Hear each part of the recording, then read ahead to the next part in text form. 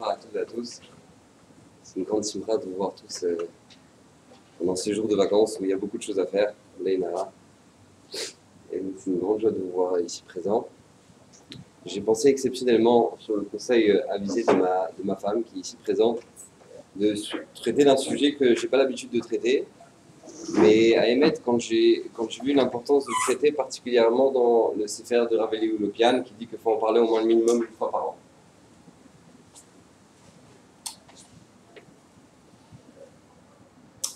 Il faut en parler au moins minimum une fois par an, qui est la relation qu'on doit entretenir entre les filles et les garçons. Et Bezrat Hashem, on va essayer d'en tirer une conclusion, d'en apprendre des leçons et d'en tirer une conclusion pour toute la vie. C'est quelque chose de très important. Et donc voilà, Bezrat Hashem, on va essayer d'essayer de parler de ça. Vous savez que Chazal nous dit qu'on est en train de traverser la dernière période qui est celle de l'arrivée du Mashiach. Maintenant, celle de l'arrivée du Mashiach, tout va très vite, le temps est accéléré, même physiquement, ils ont trouvé que l'axe de rotation de la Terre s'est redressé. C'est-à-dire que quoi, que tout le temps passe plus vite, tout va plus vite. Pourquoi Akadosh Baruch Hu a voulu que ça se passe de cette manière-là? Pourquoi maintenant, ça ne nous dérange pas? Vous savez que...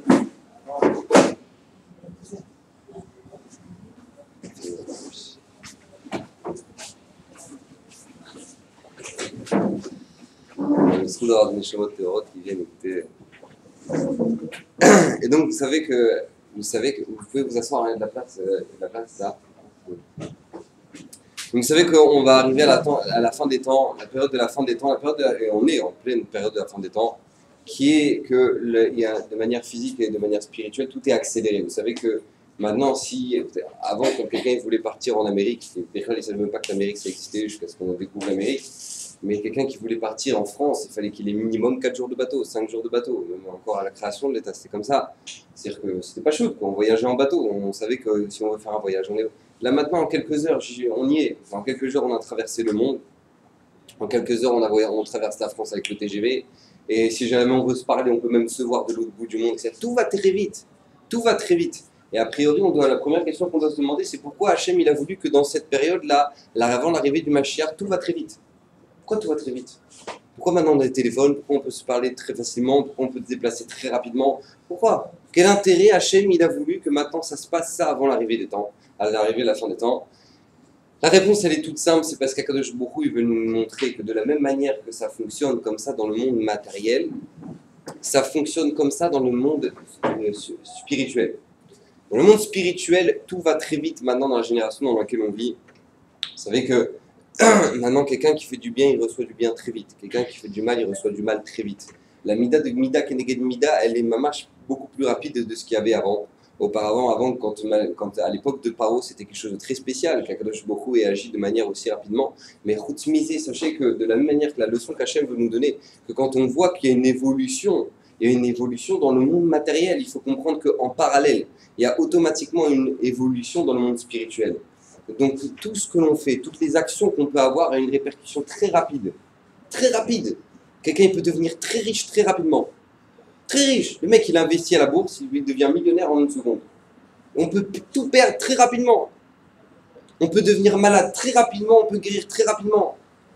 Pourquoi? Parce que c'est le Srar Veronesh. Akadosh Baruch Hu, avant l'arrivée du Mashiach, est en train de faire le tri de qui sera zoché devant le Mashiach et qui ne sera pas zoché devant le Mashiach. Vous savez que c'est marqué dans le Navi, dans les prophètes, c'est marqué que le Mashiach va venir dans un dor qui est Kulo Zakai ou Kulo Chayab, où tout le monde est à la panim, où tout le monde étudie la Torah. Tout le monde est tzadikim, où tout le monde est à la panim. Vous demandez Mefarshim comment c'est possible, Kulo Zakai et Kulo Chayab, ça n'a jamais existé dans tous les temps. Même à l'époque de Moshe Rabbeinu, il y a eu des Rechaïm, et même à l'époque de la pire situation, il y a toujours eu des tzadikim. C'est une marame forêchette en plus, qu'Akadosh Baruch Hu il distribue les neshamot des tzadikim dans chaque génération. Donc comment c'est possible que l'arrivée du Mashiach, ça va être dans une génération où tout le monde est à côté de la plaque, où tout le monde est tzadikim? La réponse, c'est qu'on aura tous eu le choix, une fois dans notre vie, de choisir d'être tzadik ou d'être rachat. Personne actuellement dans le monde peut dire, moi, la Torah, je ne savais pas. Ouais, maintenant tu vas sur internet, tu veux des shiurim, tu veux écouter des shiurim, tu peux habiter à Quimper, au milieu de Benoît et François, et ben tu découvriras la Torah, tu peux te rapprocher d'Hachem là-bas, jeter là-bas au fin fond de la terre. Pourquoi? Parce que tu as tous les moyens maintenant de pouvoir t'approcher d'Hachem. Et ça, c'est mamash, l'un des signes les plus incroyables de l'arrivée de la fin des temps. Maintenant, vous savez que la dernière guerre que l'homme Israël va traverser, ça va être la galoute de Édom. Toute la période, qui c'est qui a détruit le Beth Amikdash chez les Romains, c'est Édom, et toute cette galoute s'appelle galoute Édom. Édom, c'est Esav, d'accord? Quand on se retrouve face à Esav, il faut comprendre un principe qui est clair, c'est qu'Esav veut notre mort. Vous savez qu'avant, il y avait des missiologues, il y avait la philosophie. On n'est pas d'accord sur un esprit philosophique de la manière de voir le travail de Baba. D'accord? Très bien. Ça, c'était à l'époque du Rambam, etc. Maintenant, nous, la guerre qu'on est en train de traverser actuellement, c'est pas du tout une guerre qui est philosophique. C'est une guerre qui est sur ce que c'est que la valeur du couple, ce que c'est qu'une relation avec une fille, ce que c'est qu'une relation d'un foyer, ce que c'est qu'éduquer des enfants, ce que c'est kiffer. Tout ça maintenant, tous ces sujets-là qui sont touchés directement par la fin de l'arrivée du Mashiach, par la galoute qu'on est en train de traverser, tous ces sujets-là, ils sont forcément liés à Esav. Edom. Vous savez que quand Akadosh Baruch Hu, quand Yaakov s'est battu contre le malard de Esav, qui c'était le malard de Esav? Qui c'était l'ange de Esav? Contre qui il s'est battu toute la nuit? Le malard de Esav, c'était le Yetzerara. Kipchuto, il dit le Midrash, le malard de Esav, le Sar Shel Esav, c'est le Yetzerara. Donc il faut comprendre que quand on a affaire à Edom, quand on traverse la galoute, ce qu'on appelle la galoute de Edom, on a affaire au Yetzerara Kipchuto. D'accord? Donc lui, c'est marqué, vous savez, quand une bougie elle va s'éteindre. Vous savez, quand une bougie elle va s'éteindre, il y a un phénomène absolument incroyable, c'est qu'elle commence à pétiller comme ça. Juste avant qu'elle va s'éteindre. Elle va s'éteindre, elle va mourir, elle commence à pétiller. Maintenant, c'est marqué dans la Gemara dans Souka que le Yetzerara, au moment de l'arrivée du Mashiach, on lui fera la Shrita. D'accord? Donc on va tuer le Yetzerara. Maintenant, qu'est-ce qui se passe? Quand lui, il voit sa mort arriver, il sort toutes les armes qui sont possibles. Toutes les armes qui sont possibles, il va les sortir pour nous éclater la baraque. Donc maintenant, quand on se retrouve dans cette situation-là, il faut comprendre le degré d'importance et le degré de gravité que quand lui, maintenant, il veut toucher ce qu'on appelle tout ce qui était évident à nos grands-parents. C'était évident. Notre grand-mère, ça n'existait pas qu'elle soit en mini-jupe. Grand-mère en mini-jupe, ça n'a jamais existé, un truc pareil. La débauche, ça se faisait pas. Si ça se faisait, c'était en cachette. C'était en cachette. Les gens, ils avaient honte de faire ça. Les gens, ils avaient honte de faire ça. Tout ce qui est débauche, tout ce qui est perte de valeur, c'était quelque chose qui n'existait pas. Les grands-parents, ils se respectaient. Ils savaient se parler. Mais tout ça, c'est lié. Tout ça, c'est lié. C'est un tout. Pourquoi? Que le Yetzerara, il va essayer de nous toucher le cœur du Ham Israël, qui s'appelle la relation d'un homme à une femme, et qui va essayer, à travers ça, détruire mamash, pas seulement la personne, mais détruire la maison d'un juif. Détruire la descendance d'un juif, parce que ça va toucher les enfants. Détruire toutes les répercussions qu'on peut avoir, c'est inimaginable, et Bezrat Hashem, on va essayer de voir ça ce soir. Vous savez que dans notre Torah, on n'a pas le droit d'être débile. Vous savez que mon Morav disait toujours, la plus grande mitzvah, la première mitzvah avant même, on dit c'est quoi la première mitzvah de la Torah? C'est la Torah, c'est pour vous. Ouais. Il faut croiser, multiplier. Ouais, c'est ça qu'Hachem il a dit à Madame Arishon. Non, c'est pas la première mitzvah de la Torah. La première mitzvah de la Torah, c'est de ne pas être débile. C'est la première mitzvah. Un juif, n'a pas le droit d'être bête. On n'a pas le droit d'être bête. Et je vous donne un machal très simple. Vous savez, une fois, il y a un juif, il ne s'est pas cassé la tête. Qu'est-ce qu'il s'est dit?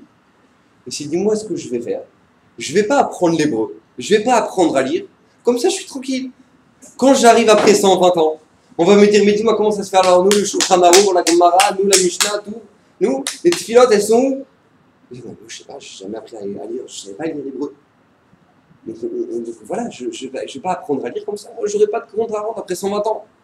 Et donc, qu'est-ce qui se passe? Il vit sa vie tranquille. Donc, il a une vie de bon goy, ouais, il vit comme un bon goy. Et maintenant, qu'est-ce qui se passe? Donc, il vit sa vie tranquille. Il se dit, de toute façon, moi, je suis tranquille après 120 ans avant de me casser la tête. Maintenant, il arrive après 120 ans. Et il arrive au Beddin chez le Mala. Et il voit plus de malachim noirs que de malachim qui sont blancs. Et à ce moment-là, qu'est-ce qui se passe? On lui pose la question, on lui dit, alors nous, quelles sont tes mitzvot? Qu'est-ce que tu as fait? Quelles sont tes études? Où est-ce que tu as étudié la Torah? Nous, ouais. Qu'est-ce que tu as fait? Halakha, nous. Ah, il répond, bah, vous savez, moi, j'ai jamais appris l'hébreu. Donc, comme j'ai jamais su l'hébreu, j'ai jamais su lire, Et ben, donc c'est pas compliqué, voilà, j'ai rien pu faire. Ah, vous n'avez rien pu faire. Ah, d'accord, bon, bah alors d'accord. Bon, bah alors on vous laisse un laissez-passer. Ouais, on vous écrit un petit laissez-passer. Et vous n'avez rien pu faire, on vous comprend, il n'y a aucun problème, on vous donne un laissez-passer. Maintenant, le mec, donc, il a un laissez-passer, il va où il veut, il se balade où il veut. Maintenant, lui, qu'est-ce qui se passe? Il va faire une visite au Gan Eden. Il arrive au Gan Eden, et bien sûr, ses potes, ils n'y sont pas. Ouais, parce que bon, on se souvient qu'il n'était pas entouré de Talmidei Chachamim. Donc lui, qu'est-ce qui se passe? Lui, il arrive au Gan Eden, et Pitom, il voit personne qui collait. Il voit personne qui collait. Peut-être ils sont de l'autre côté, ils sont du côté du four. Et donc, qu'est-ce qu'il fait? De toute façon, j'en laisse passer, donc c'est ce que je veux. Ouais. Donc, il y va, il rentre là-bas, il dit, j'en laisse passer. Et il rentre là-bas, au Guinéen, il les voit tous. Ouais, tous des brochettes, comme ça, les uns après les autres, ils sont en train de travailler là, comme ça. Et puis, qu'est-ce qui se passe? Les mecs, il fait chaud là. Ouais. Il fait trop chaud d'ailleurs, il fait trop chaud, je peux pas, je dois sortir. Au moment où il veut sortir, le malach, il lui fait, qu'est-ce que tu sors, toi? Il dit, ben, j'ai un laissez-passer. Il dit, c'est quoi ton laissez-passer? Désolé, je sais pas lire. Désolé, je sais pas lire. D'accord, ça, hein, c'est un machin de la vie. Maintenant, toi, tu peux faire le bête toute ta vie. Tu peux passer à côté de l'Alara toute ta vie. Mais sache que la vie, elle ne va pas te laisser tranquille. Hachem, il ne t'oubliera pas. Même si toi, tu l'oublies, Hachem ne t'oubliera pas. Il n'oublie personne. Hachem n'oublie personne. Akadosh Baruch Hu nous a mis dans un monde, nous a mis dans une vie où on n'a pas le droit d'être bête. Moi, je vous pose la question. Quelqu'un qui rentre dans une banque avec un fusil à pompe et qui lui dit sortez-moi tout du coffre, et qu'à ce moment-là les flics ils arrivent et qui le chopent et il dit mais je savais pas que c'était interdit, mais je savais pas, je vous promets que je savais pas, j'ai pas lu la loi, j'ai pas lu le code civil, le code pénal, j'ai pas eu le temps, je sais même pas lire, je savais pas. Qu'est-ce qu'on va lui dire? On va lui dire ah bah d'accord, vous savez pas, donnez-moi votre fusil à pompe, pas de problème, repartez monsieur, pas de problème, repartez. Pas trop, mais d'où c'est possible? On arrive au tribunal, on a fait une lourdeur atomique, t'arrives devant le juge, qu'est-ce qu'il te répond le juge? Mais monsieur, nul n'est censé ignorer la loi. Maintenant, nous, on voit tout ça pour le bon juge, ouais, on comprend ça pour le juge. Mais pour le Beth Din chez le malak, combien tu peux jouer au goy? Tu joues au goy toute ta vie, après tu dis, moi, j'ai pas de problème, moi, j'ai joué au goy toute ma vie. Et après tu dis, bon, et là-haut, j'aurais de quoi de me justifier. Mais là, on va te dire quoi, baba? Mais nul n'est censé ignorer la loi. La Torah, elle te dit, t'as pas le droit d'être bête. Maintenant, nous, dans le sujet dans lequel nous, maintenant, on va se diriger ce soir, la Torah, elle nous dit, regardez, tout celui qui s'est lié à la débauche, dans toute l'histoire du monde, que ce soit depuis Adam Arishon jusqu'à le jour d'aujourd'hui, il n'y a pas besoin d'étudier la Gemara, il n'y a pas besoin d'étudier le Midrash, il faut juste une bonne Bible en français pour voir qu'ils se sont fait atomiser la tête. Tout celui qui a voulu toucher à la débauche dans l'histoire du monde, tout celui qui s'est dégradé et qui pensait qu'on peut faire ce qu'on veut, avec les valeurs qu'on veut, eh bien sachez que sa fin a été très dure. Pourquoi? Exemple, dans Ramaboul. Donc chacun, ils allaient avec les chevaux, avec les ânes et tout, ce serait sympathique, se des kiffs et tout. Ouais, chacun allait avec tout le monde, chacun, il n'y a pas de problème, pas de principe, pas de truc, pas de règles. Hachem, il leur a fait quoi? Il leur a cramé la tête. D'accord? Très bien. Zdom ve'amora. Zdom ve'amora autodavar. Qu'est-ce qui se passe avec Zdom ve'amora? Zdom ve'amora, il n'y a pas de morale, il n'y a pas de loi, il n'y a pas de rien. Qu'est-ce qui se passe? T'as pas de morale, t'as pas de loi, qu'est-ce qui se passe? Tu crames. Et c'est fini comme ça. Paro, un de Onachim de Paro, c'était de 49e degré d'impureté, 49e degré d'impureté. Akadosh Baruch Hu a envoyé 10 plaies. C'est vrai, il a envoyé 10 plaies. Mais pourquoi il fallait envoyer ces 10 plaies? Parce qu'il fallait carrément être au Kir Mitzrayim. Cette terre qui était tamée. Comprenez qu'au moment où maintenant il y a eu Makat Bechorot, la mort des premiers-nés, eh ben, il y avait plusieurs morts dans chaque maison. Bizarre ça. Premier-né, plusieurs morts dans chaque maison. Là, le papa il allait voir la maman, il dit moi qu'est-ce qui se passe là, comment ça se fait? Ouais, plusieurs morts là, où t'allais voir quelqu'un d'autre? C'est ça, hein? C'est étonnant. Plusieurs morts dans chaque maison. Pour vous dire combien, à quel niveau d'impureté, où est-ce que Yosef il s'est retrouvé dans ce Nisayon là? Il s'est retrouvé là-bas en Égypte, à Kadosh Baruch Hu, il a été au dans l'histoire du monde, à chaque fois, Midian, ils ont envoyé des prostituées. Pourquoi? Pour faire fauter le Ham Israël. Qu'est-ce qui va rester? Eux, on va leur couper la tête. Donc il n'y a pas besoin, je vous dis même pas des Gemara, je vous dis juste des faits qui sont marqués méfourage dans le Midrash. Méfourage dans la Torah, pardon. Vous ouvrez la Bible en français, vous lisez, tout celui qui s'est lié à ce principe-là de débauche a été atomisé. D'accord? Maintenant, nous, ce qu'on va essayer de voir, Bezrat Hashem, c'est comprendre que pas seulement ils ont été touchés, mais les goïms, ils étaient conscients d'un grand problème, ils étaient conscients de quelque chose de très important. C'est quoi? C'est que non seulement c'est grave, mais en plus de ça, la seule manière qu'on va trouver pour pouvoir tuer le Ham Israël, ça va être à travers la débauche. Bilam voit que les malédictions ne marchent pas, qu'est-ce qu'il va faire? Il va prostituer des filles. Comment c'est possible que des filles vont se prostituer, à faire des relations interdites avec des hommes, des Bnei Israël? Pourquoi? Parce qu'il savait très bien, Bilam, Elokehem shel Elu, Sonné Zima. Hachem, le Dieu d'Israël, il est la débauche. Il est la débauche. C'est-à-dire, il n'y a pas quelque chose qui est plus dépravant devant Hachem que quelqu'un qui est débauché. C'est marqué dans Chafetz Chaim, il dit la seule fois que c'est marqué dans toute la Torah que la Shrina quitte le Ham Israël, que la Shrina, la présence d'Hachem quitte le Ham Israël, c'est quand le Ham Israël se débauche. Quand le Ham Israël n'a plus de valeur. D'accord? Maintenant, qu'est-ce qui se passe? Il y a un deuxième point qui est très essentiel et qu'il faut comprendre. C'est que vous savez, dans la Torah, en général, il y a toujours un système de kapara. Ouais, il y a des punitions. En fait, ce n'est pas des punitions, mais c'est quand Hachem qui loue, il punit, c'est la manière de racheter la faute. D'accord? Quand maintenant, quelqu'un, il arrive, il a allumé pendant Shabbat, il est déchiré, il se lève à 3h du matin, qu'est-ce qui se passe? D'un coup, il éteint les toilettes en sortant. Ouais. Oh, j'ai oublié que c'était Shabbat. D'accord? Bon, alors nous, c'est joli, on dit, oh, c'est oublié, on va se recoucher. D'accord? Quelqu'un à l'époque du Beth Amikdash qui a fait un issour de khatat, qui doit ramener un korban khatat, comprenez que s'il habitait à Ashdod, il fermait son magasin pendant une semaine. Il allait chez le fermier pour aller acheter une petite brebis de un an. Et qu'est-ce qui se passe quand il arrive au moment pour acheter la petite brebis? Qu'est-ce qui se passe? À ce moment-là, le fermier il dit, oh, salut, tu veux une brebis? Ah, d'accord, j'ai compris. Donc déjà, l'archouma, ouais, je vais te mettre le Shabbat. Maintenant, tu vas prendre ta brebis, tu vas l'emmener au Beth Amikdash. Maintenant, il n'y avait pas la Gbish Echad. D'accord? Donc ça veut dire que tu marches sur des cailloux avec ta brebis et tu en as pour une semaine pour amener un issour khatat d'un chilul Shabbat involontaire. Je ne sais pas si vous imaginez un peu l'histoire. D'accord? Donc maintenant, quelqu'un qui avait fait une faute involontaire pendant le Shabbat, et ben qu'est-ce qui se passe? Il devait ramener un korban khatat. Maintenant, je vous pose une question. Quelqu'un qui a fait un issour volontaire pendant le Shabbat, de transgresser Shabbat, qu'est-ce qu'il doit ramener? Il ramène rien. Pourquoi? Parce que c'est lui le korban. Quelqu'un qui est Mechalel Shabbat Befaresia, il n'y a pas de kapara à ce qu'il a fait. Il n'y a pas de kapara. Si jamais tu as des édim, ben qu'est-ce qui se passe? On te tue. Et si jamais il n'y a pas de édim, t'es chav karet. Mais comprenez que quelqu'un qui faute pendant Shabbat involontairement, il n'y a pas de kapara. Maintenant, écoutez bien, un des isurim, un des interdits le plus grave de toute la Torah, c'est la débauche. Et jamais dans toute la Torah, on verra qu'il y a une kapara pour ça. Il n'y a pas de kapara pour celui qui fait n'importe quoi. Celui qui se débauche, il n'y a pas de kapara. Jamais la Torah dit, tu sais quoi, bon, bah voilà, t'as fait une bêtise avec ta copine, bon, bah tu sais quoi, tu ramènes un korban. Jamais. Ça n'existe pas. Pourquoi? Rabotaï, quand il n'y a pas de kapara, il n'y a pas de kapara. Quand il n'y a pas de kapara, tu peux lire le tikkun avec la lit jusqu'à demain, il n'y a pas de kapara. Maintenant, Rabbi Nachman, il t'a fait comprendre quelque chose d'incroyable. Tu sais quoi? Il te reste que tes yeux pour pleurer et les téhilim du roi David. C'est ça que tu dois comprendre. Les gens, ils arrivent, ils prennent les tikkun avec la lit, ils font, pas de problème, c'est bon. Allez, on sort ce soir? Baba, t'as pas compris. C'est tellement grave ce que t'as fait. La Torah, elle ne mentionne pas de kapara pour ce que t'as fait.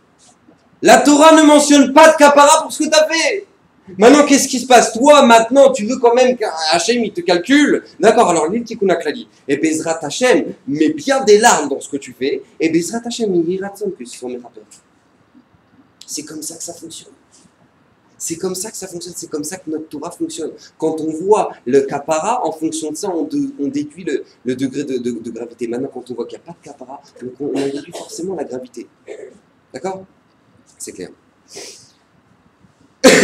À Kedeka, vous savez qu'il y a deux interdits graves qui sont en relation avec avec cet interdit-là, qui est par exemple l'adultère. D'accord? Quelqu'un qui a fait adultère, qu'est-ce qu'il doit faire? Il est réavouta, on le condamne à mort. Maintenant, une femme qui est accusée d'adultère, que son mari l'accuse d'adultère, et ben qu'est-ce qui se passe? On l'a fait boire l'eau de la sota, et ben qu'est-ce qui se passe? Cette femme-là aussi, sa kapara va être quoi? La mort. On ne voit pas qu'il y a des issourim dans ça. On ne voit pas que la Torah nous fait mention de issourim à travers ça. Maintenant, on voit que c'est à travers ça, on voit que c'est la mort. Donc maintenant, on va essayer de comprendre comment ça se fait. Je ne suis pas là pour vous faire vous terrifier, pour dire ouais, on va se crever, machin, un truc et tout. C'est pas ça mon intérêt dans ce chiot-là. Mais vous faire comprendre à quoi on touche. Maintenant, on laisse rattacher, on va pouvoir avancer. Vous savez que dans la Torah, Akadosh Baruch Hu nous a fait un cadeau extraordinaire. Vous savez que dans le monde, il y a des forces.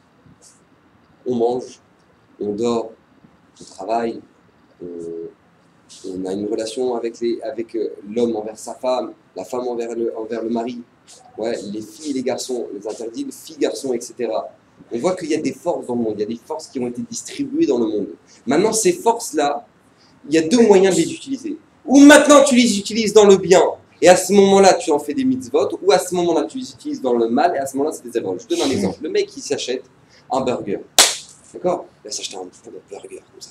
Il dit ce soir je le déchire celui-là. Ouais. Et puis qu'est-ce qui se passe? Il se met un film et il se dit voilà, je m'assois, je le déchire. Et il mange comme ça. Après il est semi-comateux, il a mangé son hamburger et il se sent bien. D'accord? Maintenant quand Hachem nous a donné la possibilité maintenant de manger, pourquoi Hachem nous a demandé de manger? C'est marqué Mefouach dans la bracha de Boré Nefashot. Baruch Ata Hashem Elokeinu melech haolam. Boré Nefashot rabot v'chesronan. Akadosh Baruch Hu, tu as créé beaucoup Nefash v'chesronan avec leur manque. Pourquoi avec leur manque? Ils disent les Mefarshim, pourquoi Hachem nous a créé avec des manques? Pour nous donner une autre occasion de pouvoir le bénir, de pouvoir faire une bracha, de pouvoir faire des mitzvot, de pouvoir avoir la possibilité d'avoir à nouveau de nous-mêmes se régénérer pour pouvoir faire des mitzvot. C'est toute ça la matara. Maintenant, quand toi tu arrives devant un manger et que tu le sanctifies, tu as fait de ta table un shulchan. Vous savez que quand un misbéar, vous savez que quand on arrive le soir du Shabbat, le vendredi soir, on a les chalotes, on a le sel. Pourquoi on a du sel? Ah, Stam, si je dis, ah, Hachem Belé, Hachem Belé, ouais, celui-là, ouais, ça sauf gamin. Mais bon, qu'est-ce qui se passe? En attendant, maintenant, qu'est-ce qui se passe? Le mec, il trempe le pain dans le sel. Ouais, pourquoi il trempe le pain dans le sel? Parce que c'est plus sympa, le pain salé. Pas du tout, parce que tout simplement, de la même manière que sur le misbéar, et ben tous les corbanotes, il y avait du sel. Alors, de la même manière, quand toi tu manges, tu es censé te prier d'être corban. Maintenant, quand toi, au moment où tu vois les chalotes, tu vois, oh, je vais m'éclater le ventre. Ouais. Toi-même, tu es le corban, d'accord? Mais si jamais maintenant, tu comprends que c'est quelque chose de phénoménal, c'est une possibilité de m'élever parce que c'est le jour de Shabbat et que me touche au neg, alors à ce moment-là, tu as fait une mitzvah. Ça, c'est pour le manger. Pareil pour dormir. Le mec, il dort, il fait une pionce et il fait un coma. Ouais, pendant 12 heures, il fait une nuit. Oh, j'ai rattrapé toute la semaine. Maintenant, le mec, il est déchiré, il s'est levé à 10 heures, il arrive au monde de l'Aftara. Ben, c'est une mitzvah que tu as fait. C'est une mitzvah que tu as fait. Maintenant, qu'est-ce qui se passe? C'est une autre possibilité. Que quand maintenant je vais m'endormir, je vais faire une mitzvah maintenant. Je vais faire une mitzvah de dormir. Pourquoi? Pour récupérer des forces, pour pouvoir faire des mitzvot. Alors à ce moment-là, au moment où tu dors, tu fais une mitzvah. C'est la même manière dans la relation homme-femme. Un homme, il peut aller avec une femme en se disant voilà, moi je pense qu'à moi et je fais ce que je veux et je dois rendre de compte à personne et je kiffe ma vie. Alors lui, c'est Rêve Karet. Maintenant, si jamais maintenant toi tu te dis non, je fais les choses de manière bien, je me marie, et puis j'ai ma femme, et puis j'ai une mitzvah, etc. Alors à ce moment-là, qu'est-ce qui se passe? Tu as été Mekadesh, le Romer. À Tkedekar, que sur le lit de Yaakov Avinu, il y avait le Kodesh HaKodashim. La Shrina, elle résidait sur le lit de Yaakov Avinu.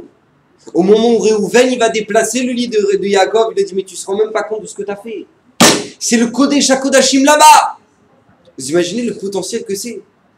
Hachem nous a donné un potentiel absolument extraordinaire de pouvoir, avec une relation, descendre des Neshamot qui sont sous le trône d'Akadosh Baruch Hu. Ça, c'est ce qui nous donne la possibilité de faire Hachem. Maintenant, qu'est-ce que tu fais toi? Tu fais c'est quoi? Je fais ce que je veux.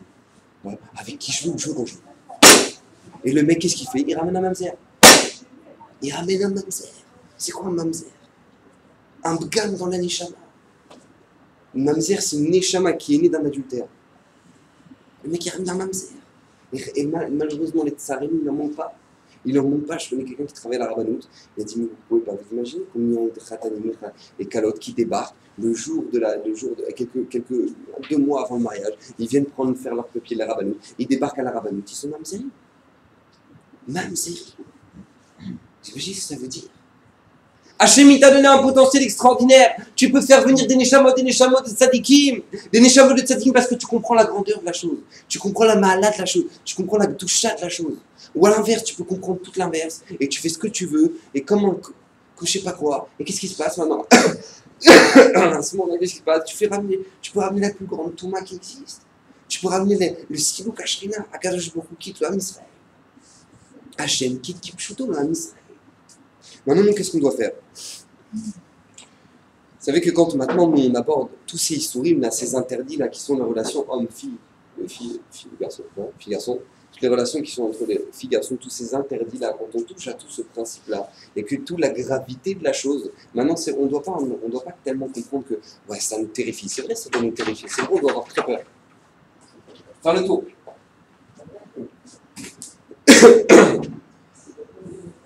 C'est vrai, ça doit nous terrifier. C'est vrai, B40, ça doit nous terrifier. Parce que c'est très grave. Mais maintenant, moi, la chose sur laquelle je voulais en toucher ce soir, c'est comprendre quelque chose d'important. Vous êtes jeune, vous êtes à un âge où maintenant il y a un potentiel extraordinaire. Ouais, il y a des chaînes, super.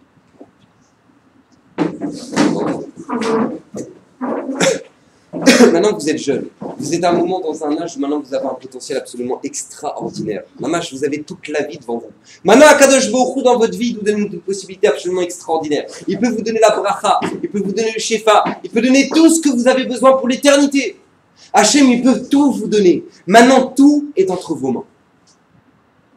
À l'âge que vous avez, où vous commencez votre vie, comprenez que vous avez toute la bracha, tout le shefa dans vos mains. Hachem, il peut tout vous donner. Maintenant, ça dépend ce que vous en faites. Maintenant, quand la Torah elle vient te dire, tu sais quoi, comprends que c'est tellement grave cet interdit-là. Les relations filiales, c'est tellement grave. Comprends que c'est un issour qui est tellement chamour. Que quoi que maintenant tu enlèves tout, et le silouk de la shrina elle part, machin. Comment ça se fait? Comment tu peux comprendre à quel égard que chaque génération qui sont descendues là-dedans, eh ben ils se sont fait éclater. Et on voit ça dans le Chumash. Pourquoi Hachem nous donne ce message-là? Parce qu'Hachem veut nous faire comprendre un grand message. Tu as le choix de planter ce que tu veux dans ta vie. Comprenez, quelqu'un il a des graines de carottes. D'accord? Il arrive, il plante des graines de carottes. Donc il a son champ, tac, tac, tac, il plante de chez lui. Il plante des graines de carottes. Et au moment où il plante des graines de carottes, ça pousse. Il dit, bizarre ça, pourquoi ça se pousse pas? Attends, mais tu veux que ça pousse plus que quoi? C'est dans la terre. Mais non! Moi je veux des tomates! J'ai pas compris, t'as pris des graines de carottes, maintenant tu veux des tomates? Comment c'est possible? Ouais, c'est un débile le mec, tout le monde comprend, ouais, c'est marqué graines de carottes, tu vas avoir des carottes, tu n'auras pas de tomates, tout le monde comprend ça. Maintenant, mais nous, on ne comprend pas ça dans notre vie. On est incapable de comprendre ça dans notre vie. Que quand tu plantes du mal dans ta vie, tu auras du mal. Et les gens, ils le payent à long terme. Vous savez, il y a des tâches mimes. Ouais, il y a des tâches mimes toute leur vie, ils payent les gens. Ils payent les lourdeurs qu'ils ont fait pendant qu'ils étaient jeunes. Parce qu'au moment où on t'a donné un potentiel extraordinaire, qu'est-ce que tu l'as fait? Tu l'as brûlé. Tu l'as brûlé, tu l'as jeté à la poubelle. On t'a donné un potentiel extraordinaire de toucha, de t'élever, de pouvoir grandir. Qu'est-ce que tu as fait maintenant? À ce moment-là, tu as fait ce que tu voulais de ta vie. Ah, tu as fait ce que tu voulais de ta vie, tu vas payer des tâches communes. Toute ta vie. Toute ta vie, tu vas payer. Tu as un potentiel extraordinaire. Et c'est ça que la Torah vient te donner. Elle vient te donner un Beikaron, elle vient te donner un Yesod. Comprends qu'à partir du moment où quand tu vois Léonachim que la Torah elle donne par rapport à ça, ne comprends pas juste « ouais, c'est terrifiant », mais comprends que ce que tu as planté dans ta vie, c'est du mal. Donc n'attends pas qu'après il pousse du bien. « Ah, je comprends pas, j'ai pas la bracha. Ah, je comprends pas, j'ai pas le shambaï. Ah, je comprends pas, j'ai pas ça. Ah, je comprends pas, j'ai pas la refoua. Ah, je comprends pas. » Mais Baba, tu poses des questions maintenant, mais tu t'es posé des questions à 20 ans quand tu étais en boîte en train de danser sur le bar. Ah non, là-bas on était en train de kiffer, là-bas on était en train de kiffer, on était bien, on était chaud, on était bouillant. Et après maintenant le mec a 35 ans, et ben qu'est-ce qui se passe? Il a des gros problèmes de parnassa, il comprend que dalle, il dit voilà, ma femme elle est malade, mon enfant il est le typhus, je sais pas ce qu'elle a, ta. Après il va voir le rabbin 15 fois, il dit je comprends pas, et ben j'y crois pas, la Torah, moi j'ai mis les films, et maintenant j'ai rien. Et dis-moi, ça fait 20 ans qu'Hachem t'a vu faire n'importe quoi. Ça fait 20 ans qu'Hachem t'a donné des bâtons de dynamite et ils t'ont explosé à la tronche. Maintenant, tu demandes pourquoi t'es dévisagé, tu ressembles à rien. Ta vie, elle ressemble à rien, et tu te poses des questions pourquoi? Comment ça se fait que ma vie, elle ressemble à rien maintenant? Et dis-moi, à 20 ans, t'as fait quoi? T'as fait quelque chose qui ressemblait à quelque chose, toi? T'as fait quelque chose qui... À quoi elle ressemblait ta vie? À quoi elle ressemblait ta vie? C'est ça que la Torah, quand la Torah elle te montre des Onashim, elle te marque clairement, elle te dit regarde la fin de ceux qui ont fait n'importe quoi. C'est marqué, ne prends pas la Gemara, ne prends pas le Midrash, c'est marqué dans la Bible. Dans la Bible en français, édition, je sais pas quoi, prends-la, lis-la, tu comprendras c'est quoi le Onesh. Quand tu vois ça, comprends que tout se paye. Que tout se paye. J'ai pas compris, le mec il a planté avec 1 million de son copain. Maintenant il croit qu'il va dormir tranquille jusqu'à la fin de sa vie. Il comprend bien qu'il y aura peut-être un retour un jour. Ouais. Nous, on plante Hachem et on ne comprend pas. On se dit, bon, ça va, moi ça va, je vis tranquille, l'été se passe bien, il fait bon, il fait chaud. Mais il va faire très chaud après, tu sais, il va faire encore plus chaud dans ta vie. C'est très très chaud. Parce qu'il y a un retour. Quand tu mets une claque à ton père, tu crois que ton père il va rien faire, tu dis, oui, c'est pas grave, ça a été douce. Ça m'a fait du bien. Quand tu mets une claque au Borolam, qu'est-ce que tu veux qu'il fasse? Qu'est-ce que tu dis? Tu mets une claque, encore bam! Samedi soir, après Shabbat, on attend que ça sorte, on attend que ça sorte, on a la soirée ce soir, on a le plan ce soir, bam, ma chaîne! Mais j'ai pas compris. Comment tu crois que ça va jamais te revenir dans la tronche? Ah ben c'est gratuit. Le bataille c'est gratuit. Ma pitom, celui qui te fait battre ton cœur pendant que tu es en train de danser en boîte, ou tu es en train de fumer ton 5e joint, et ben celui qui est en train de te faire battre ton cœur, tu crois que lui maintenant, il va te faire payer gratuitement ça? Gratuitement ce kiff là que tu t'es fait? Mais ça coûte cher. Ça coûte cher. Comment tu peux croire que quand maintenant tu vas louer une voiture, on te loue une voiture, maintenant t'en fais n'importe quoi, tu la remontes, elle est déchirée, le pare-choc il est défoncé, tu reviens, tu dis ah les clés, non pas de problème, allez à plus. Papa, j'ai pas compris, t'as vu comment tu m'as rendu la voiture? Nous on arrive, on rend notre vie après 120 ans, voilà, alors je suis déchiré, je sais même pas ce que j'ai fait, j'ai divorcé 4 fois, j'ai eu 5 mamzères, et maintenant c'est bon, ouais c'est bon, allez, Gan Eden, hein. Papa, tu joues avec qui là? Tu vas compris avec qui tu es en train de jouer maintenant? Tu joues avec le Borolam, rien n'est caché, rien ne se perd. Mais rien ne se perd, comprends ça. Rien ne se perd. Ouvda. Vous savez que celui qui est Mechalel Shabbat, Befaresia, on ne peut pas boire de son vin. On ne peut pas boire de son vin. Vous savez ça? Celui qui est Mechalel Shabbat, Befaresia, on ne peut pas boire de son vin. Les gens, ils aiment bien les Shabbats en famille, tout le monde est là et tout, c'est grand-père qui met le Shabbat, qui regarde la famille, qui regarde la télé, qui fait le kidouche et tout. Allez, caveau de grand-père. Bah, tu peux pas boire le vin après, d'accord?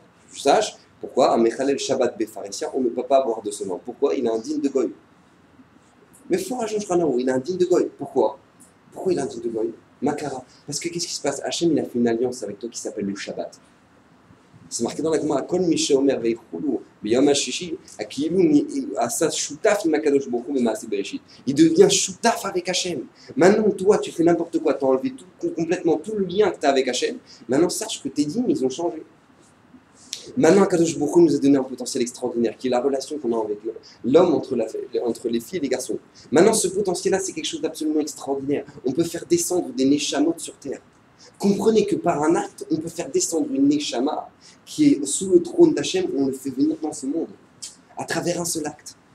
Toi maintenant, tu prends ça, tu en fais ce que tu veux. Tu crois que c'est gratuit. Tu crois que c'est gratuit. Mais à l'inverse, tous les grands de l'histoire du Ham Israël, tous les grands de l'histoire du Ham Israël sont devenus grands par ce mérite-là. Tamar, il y a une femme qui s'appelait Tamar. Qui Tamar? C'était la belle-fille, ouais. Belle-fille, c'est une brune? Ouais. La belle-fille. La belle-fille de Yehuda. D'accord? Maintenant, qu'est-ce qui se passe? Lui, Yehuda, le problème, c'est que ses enfants, à Yehuda, ils avaient un problème technique. Ouais? C'est qu'en fait, Tamar, elle était tellement belle qu'il ne voulait pas l'abîmer avec une grossesse. Donc, qu'est-ce qui se passe? On va dire qu'ils avaient des relations avec elle, mais jamais ils prenaient précaution, attention qu'elle ne tombe pas enceinte. D'accord? Donc, le premier fils de Yehuda va mourir de ça. Le deuxième fils de Yehuda va faire Otadava et il va mourir de ça. Maintenant, Yehuda, il ne savait pas, lui, que ses fils, il voyait Tamar comme ça. Donc, qu'est-ce qui se passe? Yehuda, lui, il reste tranquille, le père, ouais, il dit tout simplement, moi, une femme qui a tué 2 fois son mari, elle a un digne de Katlanit, ouais, donc elle ne peut pas se remarier avec le troisième. Et elle, Tamar, elle attendait... C'est comment ça? Bon,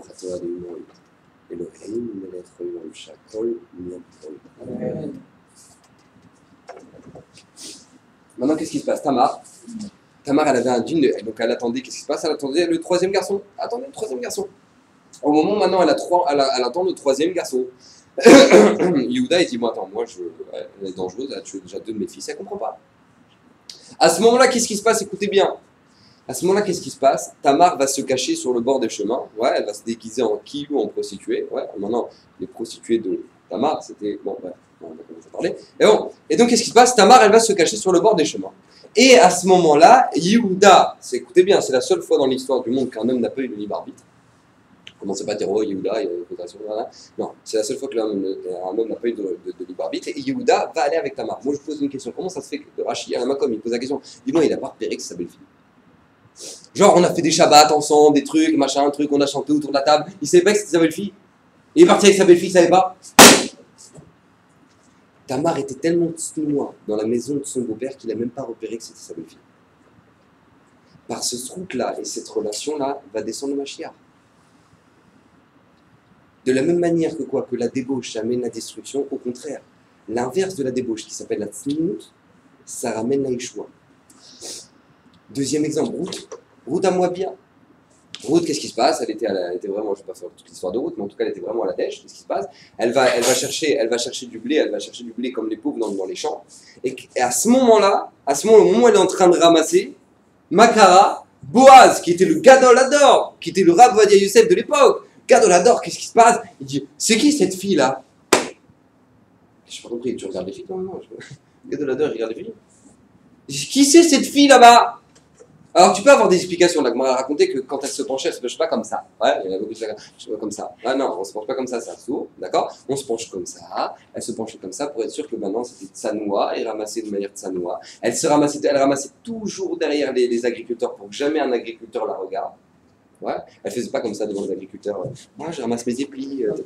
Non, elle se mettait derrière les agriculteurs, elle se ramassait comme ça. Elle était très tsanoua. Et alors quoi? En quoi ça explique que lui maintenant, Boaz, quand il a vu ça, il a dit c'est qui elle? Quand tu regardes les filles, écoutez bien l'explication à bataille. Il a vu qu'il y avait la shrina dans son champ.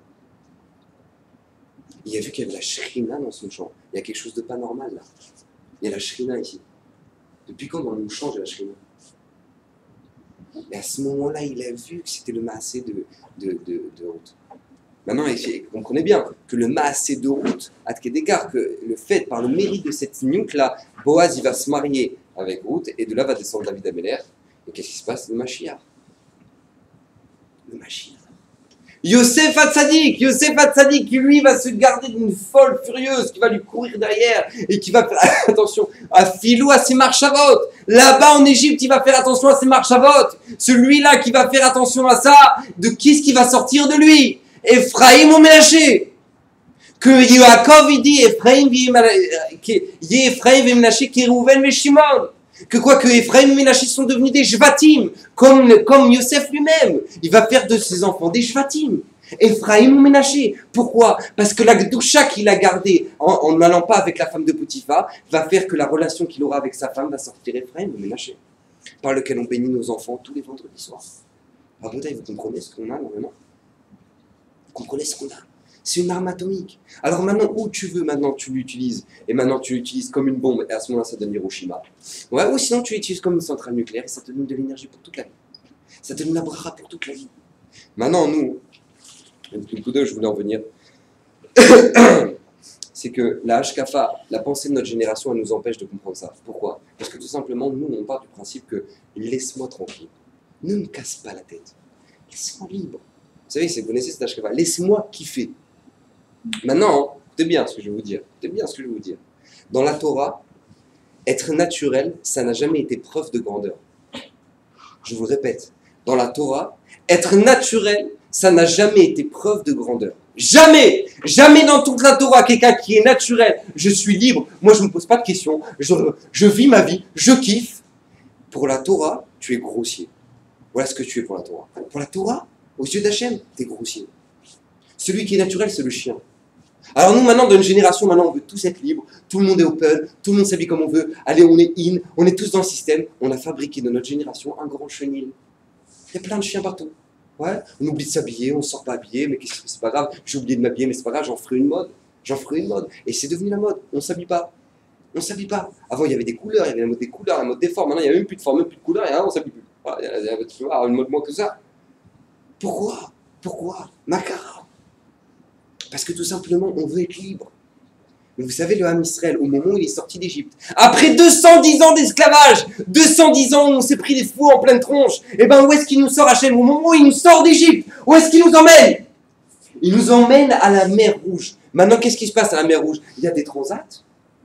Il y a Elat, on est tous comme ça en train de cramer, ouais, avec du jus de carotte. On est tous comme ça, on est en train de cramer, on n'en peut plus. Limite, on appelle l'ambulance parce qu'on va se faire cramer. Et qu'est-ce qu'ils ont? Tout ça comme ça? C'est ça? Allez, 210 ans d'esclavage, un peu tranquille. Ouais, un peu tranquille sur moi. On plonge, allez, avec le tuba, on voit les poissons, les dauphins, c'est sympa et tout. Hachem, il te dit, tu sais quoi, tu traverses ta mer et où est-ce que je vais t'emmener? Après 210 ans d'esclavage, je vais t'emmener sous une montagne. Et là-bas, la montagne, elle te dit quoi? C'est ce qu'elle te dit, la montagne là-bas. Elle te dit, si jamais tu n'acceptes pas ma Torah, Sham Tiekvoatrem. Là-bas, vous allez être enterrés. Mais j'ai pas compris, ça c'est la liberté, ça? 210 ans d'esclavage. Tu sors pour qu'on te mette une montagne sur la tronche. On te dit, tu sais quoi? Si tu réponds pas Nas et Venishma, tu sais quoi? Maintenant, je t'écrase. Ça, c'est la liberté. Hachem, il a voulu nous donner une grande leçon, Rabotai, écoutez bien. Hachem nous donne une grande leçon. La liberté n'est jamais une grandeur. Au contraire, la Torah attend d'un homme qu'il ait des barrières. Qu'il ait des barrières. Je donne un exemple très facile, vous allez comprendre. Un mec, il vient de s'acheter une villa. Il vient de se construire une villa atomique, un truc magnifique avec des trucs splendides dedans. Qu'est-ce qu'il va faire? Je pose la question, qu'est-ce qu'il va faire pour protéger sa villa? Il va mettre des barrières, des caméras, des trucs infrarouges, des tramways de maman. Pourquoi il va faire ça? Parce qu'il veut protéger sa maison. Mais je te pose la question, est-ce que vous allez lui dire, mais je comprends pas pourquoi tu protèges ta maison? Laisse-la comme ça, tout le monde en profite, tout le monde voit, je comprends pas. Ouais, pourquoi tu protèges ta maison? Vous savez que quand quelqu'un il achète une Ferrari, ouais, une voiture de luxe, et ben si on n'a pas de garage, et ben on n'a pas d'assurance. Vous croyez qu'il y a une assurance qui est assez débile pour assurer un mec qui n'a pas de garage? Le mec il a une Ferrari, il la laisse comme ça dans la rue tout le temps. Mais putain, si t'as pas de garage, t'es pas assuré. C'est pas shoot. C'est pas shoot. Si t'as pas de garage, t'es pas assuré. La vie, c'est auto-d'avare.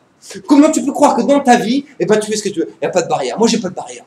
Moi, j'ai pas de barrière, je fais ce que je veux, quoi. Quand je veux, voilà, moi, je me suis jamais cassé la tête. Je voulais passer des vacances à Ibiza, je suis allé à Ibiza. Je voulais après partir. Dis-moi, c'est une vie, ça? Ça ressemble à rien. Tu ressembles à rien. Alors, il y a deux possibilités. Ou le mec, il est hyper débile. Mais il est franchement hyper débile, parce qu'il ne comprend pas qu'il faut mettre des barrières pour se protéger. Ou la deuxième solution, c'est quoi? C'est qu'il n'est même pas conscient de ce qu'il a. C'est deux possibilités. Ou il est hyper débile, ou il n'est pas conscient de ce qu'il a. Mais il a un problème. Comprenez qu'il a un problème. La Torah vient te dire, tu sais quoi, mets des barrières. Dans toutes les relations fille-garçon, la Torah vient te dire, mets des barrières. On n'a pas le droit de regarder une fille. On ne peut pas regarder une fille. On ne peut pas. Le mec, il est rochi sur le bord de la plage. Oh, ça va. Oh, elle. Cet été, allez, je me la fais.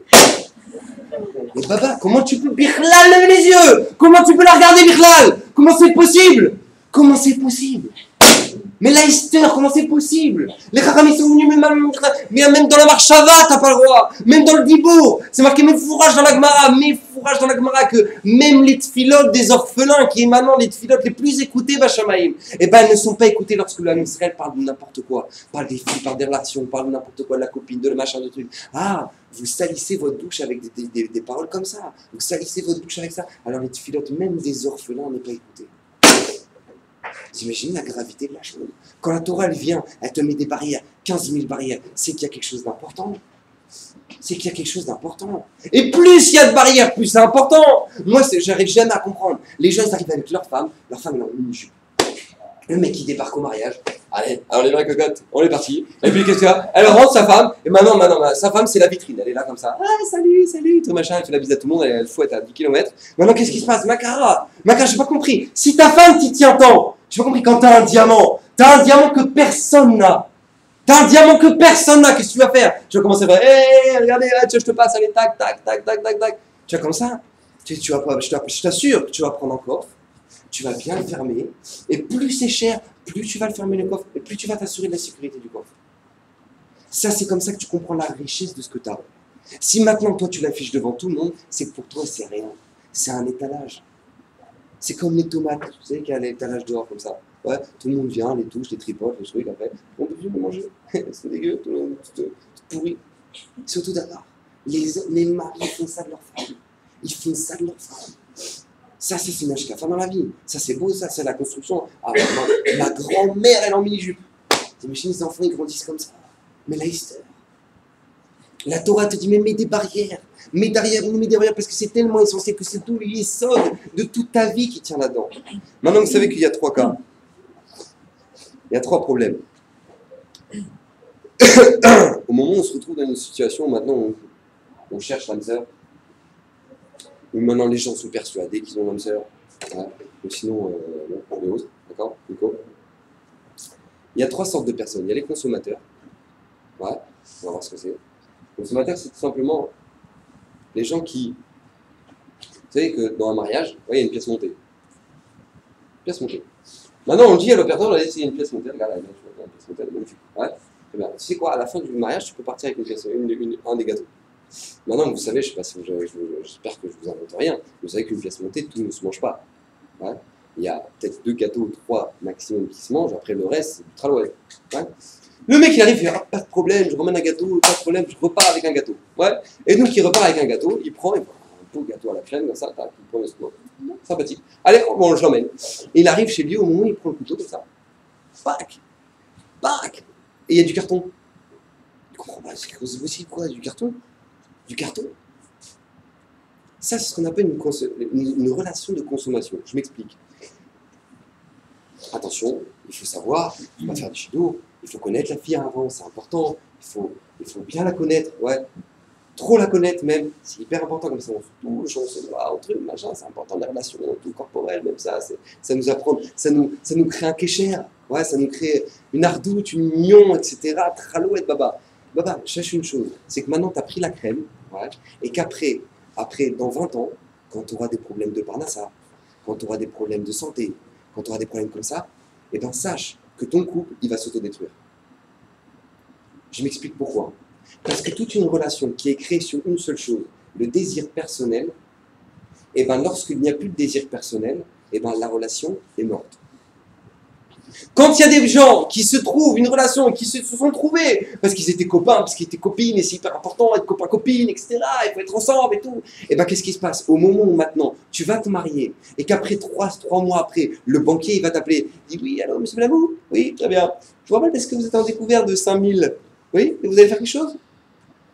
Là, qu'est-ce qui se passe? Tu vas devoir te retrouver dans des situations avec ta femme, tu vas devoir parler avec ta femme, et qu'est-ce qu'on va faire à ce moment? Et à ce moment-là, je peux t'assurer que tous les kiffs que tu pouvais t'imaginer avant, et sur lesquels tu construisais ta relation avant, ils partent en éclats.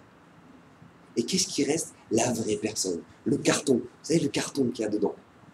Maintenant, tu vas voir qui c'est. Maintenant, tu vas voir qui c'est la personne. Parce que jusqu'à maintenant, tu disais, ouais, ça va, attends, elle est fraîcheur, elle est bien, on s'entend bien, on kiffe, pas des vacances et tout, on se la kiffe, machin. Mais c'est rien du tout, ça, c'est la crème du gâteau, ça. C'est la crème du gâteau, tu construis un couple sur une crème de gâteau, toi. Maintenant, au moment où la crème du gâteau, on la voit pas, et ben t'as le carton en dessous. T'as le carton. Tu sais pourquoi? Parce que t'as goûté la crème avant. T'as goûté la crème, t'aurais dû être arabe, t'aurais dû demander avant au traiteur. Monsieur le traiteur, il faut savoir, lesquels sont mangeables, lesquels sont pas mangeables. Oh non, moi je ne serai pas traiteur, ça je me débrouille tout seul, moi je fais ma vie, ça va, je suis pas un traiteur, moi. Ça c'est les consommateurs. Et ça ils le payent bien. Parce que qu'est-ce qui se passe? Ils font ce qu'ils veulent de leur vie. Donc maintenant ils font des catastrophes. Ils font des catastrophes. Parce que si jamais après ils se rendent compte que c'est pas la femme de leur vie, alors ils brisent le cœur de la fille. Et s'ils brisent le cœur de la fille, ça c'est très grave. C'est très grave. Il y a des gens, ils n'ont pas d'enfants parce qu'ils ont brisé le cœur d'une fille quand ils étaient jeunes, parce qu'ils faisaient n'importe quoi. Ouais, t'es la femme de ma vie, t'es la femme de ma vie, ouais, c'est ça. T'es la femme de ma vie, t'es la femme de ma vie, t'inquiète pas, et tout, t'inquiète pas, on va construire quelque chose de profond, quelque chose de... T'inquiète pas, et tout, vraiment, on va... T'inquiète pas. Ouais. Et le mec, il la laisse comme une jetée. Et après, qu'est-ce qui se passe? Il est en train de se dire, ah, c'est bizarre, monsieur le rabbin, j'ai un voix, j'ai pas d'enfant, ma cara, je pourrais savoir. Dis-moi, toi, t'aurais pas planté une petite dizaine de personnes quand t'étais jeune, toi? Ouais. Ça a toujours été clair ce que t'as fait? Pour que tu ne reçois pas maintenant le retour de la pierre? Ça, c'est une relation, ce qu'on appelle une relation de consommation. D'accord? Maintenant, tu as une deuxième relation qui s'appelle les relations handicapées. La relation handicapée, c'est tout simple. Ouais. C'est qu'en fait, le mec, il a un grand traumatisme personnel ou un déséquilibre profond à l'intérieur de lui. Le mec, c'est un grand coincé. Ouais, il est hyper coincé. Et qu'est-ce qui se passe? Il découvre l'âme sœur, la fille super copée, super sympa, la fille vraiment, elle est ouverte, open et tout, machin, elle parle avec lui, et elle le décoince. Il dit, oh, c'est sympa et tout, vraiment, elle, c'est la femme de ma vie. D'accord? Moi, je vous pose une question, chouta. Une question qui est toute bête. Un mec qui s'est pété la jambe, il marchait avec une béquille, d'accord? Un qui s'est pété la jambe, il marche avec une béquille. Maintenant, une fois que la jambe elle est guérie, il marche avec la béquille. Il la jette, d'accord? Il jette la béquille. C'est un peu comme ça. Il y a des gens qui disent, non, mais moi, je sais très bien qui c'est qui me convient, etc., parce que c'est hyper important et tout. Le mec, il est hyper coincé. Et après, maintenant qu'il a trouvé une fille qui l'a décoincé, et ben, il se dit, ah ouais, bah maintenant qu'elle m'a décoincé, j'ai plus besoin d'elle, en fait. Ce qu'on appelle une relation handicapée. Ouais, c'est des gens qui créent une relation sur un déséquilibre qu'ils ont. Donc des fois, le mec il se sent hyper pas beau. Alors il trouve une fille qui dit mais tu sais, t'es tellement mignon, tellement charmant et tout. Moi, je trouve tellement mignon, charmant, tellement truc. Et ben le mec il se dit ah c'est la femme de ma vie quoi. C'est la femme de ma vie. On m'a jamais dit que j'étais beau, on m'a jamais dit que c'est la femme de ma vie. Ouais. Mais ça va, au bout d'un moment, une fois que tu te sens beau, ouais, une fois que tu as répété 15 000 fois, tu te sens beau, c'est bon, tu peux jeter la béquille. Ouais, et après, mais quand maintenant on va se dire, alors on construit quelque chose dans notre vie, oh ouais, mais je suis pas du tout d'accord avec toi là-dessus, ah, moi non plus, et on se déchire. Mais comment ça se fait? Parce que tout simplement, quand toi t'as créé cette relation-là, c'est une relation handicapée. D'accord? Vous avez compris, c'est quoi la relation handicapée? Maintenant, il y a une troisième sorte de relation qui s'appelle en fait les têtes brûlées. Alors, les têtes brûlées, c'est pas compliqué. C'est des gens qu'en fait, tout simplement, eux, ils ont des relations et ils disent, moi, je kiffe ma jeunesse, je kiffe ma vie, je fais ce que je veux, je dois de compte à personne, et au moment où je me marierai, je trouverai une Sarah Imenou. Alors lui, Rabotaï, lui, les Tsarenou, ou, vous savez, quelqu'un qui a une voiture, et qu'il a une cinquième main. D'accord, il a une voiture, elle a servi 5 fois. Cinquième main, il la vend. Non, j'espère qu'il a compris qu'il ne trouvera pas comme acheteur un milliardaire qui veut s'acheter une nouvelle voiture. Ouais. Au pire, il trouvera un mec qui est paumé, qui a besoin d'une voiture pour aller au bout de la rue, et il proposera 2000 shekels. Il y a des gens comme ça, ils arrivent le jour de la repas, ils disent, moi je comprends pas. Voilà. Moi je comprends pas. Moi j'ai attendu, je veux me marier, etc. Machin, voilà, je trouve pas, voilà, j'ai pas trouvé ce que je voulais. Mais dis-moi, t'as vu ce que t'as fait toi? T'as vu le passé que t'as? T'as vu la tronche de la bagnole? Et toi t'attends 1 milliard? T'attends un gros acheteur? On ne peut jamais proposer plus que ce que l'on a. C'est un grand clal. On ne peut jamais proposer plus que ce que l'on a. Maintenant, si t'as rien, eh ben t'auras rien. Ah, le mec, il est hyper malin. Il fait, moi, je vais embrouiller tout le monde. Ouais. Et moi, je vais me marier, je vais trouver une fille, tu verras, et je vais réussir. Papa, tu crois que t'as embrouillé Hachem? Allez, disons, c'est que t'as réussi à embrouiller tout le monde, etc. T'as trouvé une fille, et moi, j'ai trouvé Sarah Imenou, et j'ai fait ce que je voulais, et j'ai kiffé ma jeunesse, et j'ai kiffé ce que je voulais. Et maintenant, qu'est-ce qui se passe? Ça y est, maintenant, je suis casé. Attends, vous savez que moi, mon cousin, il a fait tchouva. Écoutez bien, non seulement le mec, il ne va pas changer, parce qu'il a fait tchouva quand il a vu quelqu'un de 35 ans revenir en boîte alors qu'il sait qu'il est marié, il a des enfants. Il a fait tchouva. Il a vu en face de lui, et il dit, quoi? Moi, je vais être comme lui. Moi, je vais être comme lui. C'est ça mon avenir. Pourquoi je changerais a priori? Je change. Je suis en train de kiffer ma tête. Pourquoi je changerais? Et le mec, il est revenu en boîte. Moi, je parle même pas de ça. Non, disons, le mec, il est embrouillé. Il a dit, ouais, c'est bon, allez, moi, franchement, voilà, moi, j'ai trouvé. Moi, je vous pose une question. Tu crois que tu peux embrouiller le beau voilà? Tu crois que le maître du monde, tu peux l'embrouiller? Vous savez vous savez comment ça fait mal quand on arrive après 120 ans? Et qu'après 120 ans, on se dit, alors, qu'est-ce que t'avais? Jimmy? Jimmy, mon amour. Allez, dis-moi ce que t'as fait. Allez, on commence tes comptes, là. Vas-y. Et le mec, vous savez que, je sais pas si vous avez beaucoup de dissertations. Moi, j'en ai fait des dissertations pendant le bac. Ouais. Et tu fais des dissertations, tu écris, tu tapes. Après, tu rends un livre, 4 pages, avec le verso, magnifique. Et on te la rend en 3. Tu vois, comme ça, je ne comprends pas. J'ai travaillé, je fais attention à la syntaxe, un truc, machin. Vous n'avez pas compris. Vous êtes hors sujet. Vous êtes hors sujet. Vous savez comment ça fait mal que quand tu as vécu toute ta vie, tu arrives après 120 ans, et on te dit, mais tu sais que tu as été hors sujet dans ta vie? Tu sais que la personne que soi-disant t'as embrouillé, que maintenant toi t'as trouvé la fille, que maintenant toi t'as kiffé ta race, et que maintenant toi tu t'es marié avec elle, ben tu sais que c'était pas ton mazal. Maintenant j'ai un Gilgoul pour toi, dans un cheval. Ça dit quelque chose? Ça t'intéresse ça? C'est la vie. Comprenez ça. C'est la médecine. Combien tu crois que tu peux embrouiller? Combien tu crois que tu peux embrouiller? Tu crois qu'il n'y a personne qui te voit? Tu crois qu'il n'y a personne qui te voit? Comment toi tu peux arriver avec des valises? Un passé lourd, lourd. Le mec il a fait 3 fausses couches, machin, un truc, mais je vous raconte pas, mais c'est hyper grave. C'est les cancers, c'est des trucs, c'est grave, c'est très grave ça. Les conséquences elles sont pires, elles sont notre garois de ceux qui font ça, des trucs pareils. Mais bon, j'ai envie de kiffer, j'ai envie de vivre ma vie, j'ai envie de voilà, mon été, je vais pas le laisser passer. Celui-là, il va me marquer. Ah, il va bien te marquer. Ah, il va te marquer comme il faut celui-là. Il va te tamponner là-haut. Il va te tamponner. Ça, c'est ce qu'on doit comprendre. Pourquoi? Parce que je me nous a donné une norme atomique qui s'appelle une femme, qui s'appelle un homme. On ne peut pas faire ce qu'on veut quand on veut. Hachem, il a donné des gdarim.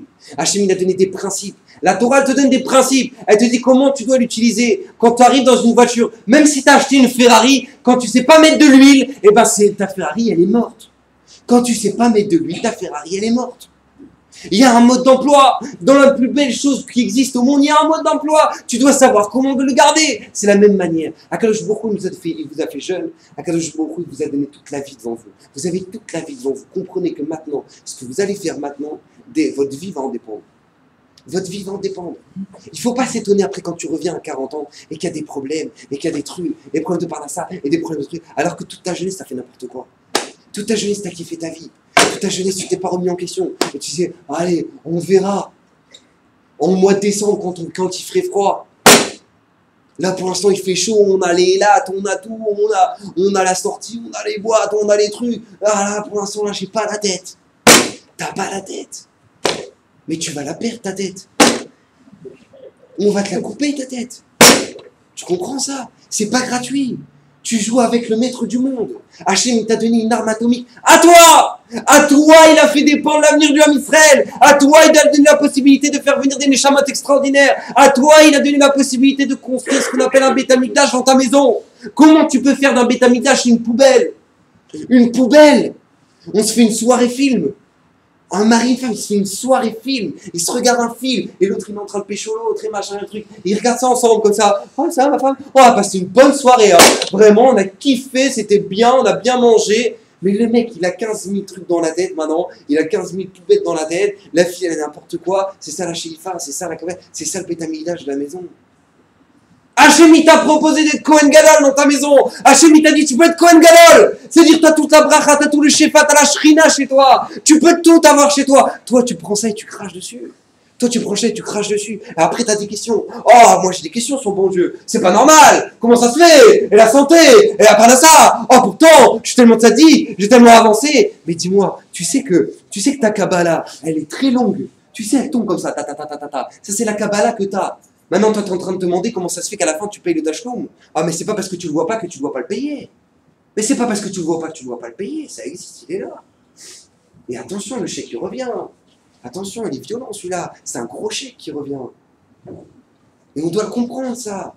On doit le comprendre à votre âge. On doit le comprendre maintenant. On a toute la vie devant nous. Parce que sinon, toute notre vie, on paye les répercussions de ce qu'on a fait. Et c'est dommage, ça sert à rien. Pourquoi être malheureux quand Hachem, il te dit, mais tu peux être heureux?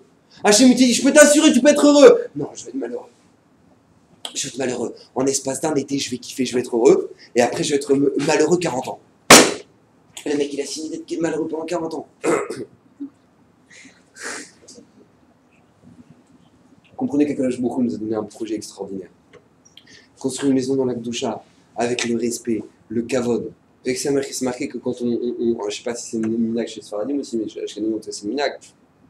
Quand il y a un enfant qui naît, on dit Shetiske les gars de Betorah le Choupal Maasim Tovim. Ouais, tout le monde dit ça. Shetiske les gars de Betorah le Choupal Maasim Tovim. Le roi de Brie se pose une question et tu comprends, c'est quoi Torah, Choupa, Maasim Tovim. Et je comprends pas, tu fais pas le Maasim Tovim avant la Choupa? Torah, Choupa, Maasim Tovim. Genre les Maasim Tovim viendront après la Choupa. Makara, ça vient pas avant?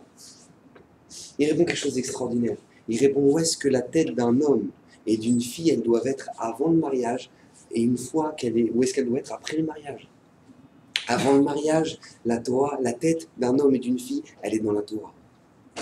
Barati Yetzerara, Barati le Torah Tavlin. J'ai créé le Yetzerara, j'ai créé la Torah en médicament. Celui qui nous fait la guerre et celui qui nous éclate la tête actuellement avant l'arrivée du Mashiach, c'est le Yetzerara Birvodo Beatzmo. C'est lui, c'est Galouté d'or. Toute la mode, tous les vêtements, tous les trucs, tout ça, ça vient de où? Ça vient pas d'Asie, ça vient pas des Arabes. Ça vient de où? Ça vient des Dômes. Alors, est-ce que le styliste de Zara, il a dit c'est Kodesh Kodashim? Ah, attention! Ah, attention à la nouvelle saison, c'est Kodesh Kodashim! On ne touche pas à ça! Mais attention, par contre, ce que les rabbins, ils ont marqué dans le Shulchan Aruch, ça s'en tape. Oh, ça, on s'en retrouve. Oh, les rabbins, ils sont vieux jeux. Oh, les trucs, oh, c'est sourd. Oh, de filer les stimou, des trucs, machin, ça me saoule. Mais j'ai pas compris. T'écoutes quoi? T'écoutes qui? T'écoutes le bon Dieu, t'écoutes le Yetzirah? Qui c'est que t'écoutes dans ta vie? Qui c'est que tu suis dans ta vie? La Torah te dit maintenant, tu sais quoi, j'ai créé la Torah, j'ai créé les Yetzirah, j'ai créé des Torah en médicaments, et ça, c'est ce qu'on doit avoir avant le mariage. Et après le mariage, Maasim Tovim. Qu'est-ce que Maasim Tovim? Avec la voisine, avec la copine? Rien à voir. Maasim Tovim avec ta femme. Maasim Tovim, c'est là que la tête d'un homme, il doit être. Mais nous, on réfléchit à l'envers, on n'a pas de principe. Les principes, c'est quoi? Moi, je m'assume Tovim avant, et je m'assume Tovim. Ouais, Tovim, monsieur, Tovim. J'ai compris, papa. Et après, qu'est-ce qui se passe? Après, le mec, quand il se prend des grandes torgnoles à 40 ans, il commence à se réveiller, il dit: oh, alors, monsieur le rabbin, il paraît que vous faites des petits cours, c'est sympathique, il paraît que c'est bien. Bah ouais, bah, Bokertov, ça fait 40 ans que le bon Dieu t'attend. Donc, Bezrat Hashem, qu'on soit heureux de comprendre les choses dans leur vraie valeur. Et que le jour nous permette d'être éclairés dans notre vie, et qu'il nous donne le shefa, la bracha et le corps de pouvoir faire tchouva dans le paradis.